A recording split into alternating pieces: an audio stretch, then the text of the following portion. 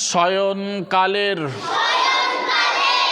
সুন্নাত গুলি কি কি?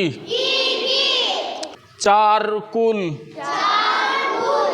অর্থ সূরা ইখলাস, সূরা কাফিরুন, সূরা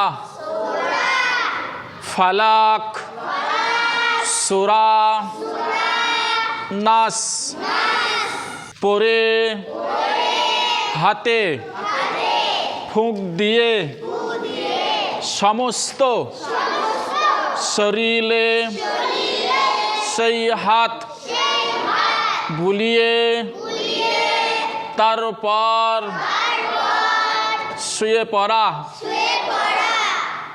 এটা সুন্নাত। এটা কি?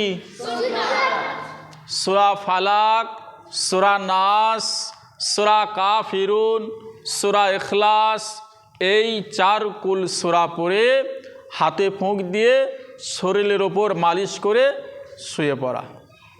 তাহলেই শয়তান ধোঁকা দিতে পারবে না, উল্টো পাল্টা স্বপ্ন দেখবে না, আবার ঘুমের ঘরে ভয়ও লাগবে না, বিছানাতেও প্রসাবও করবে না।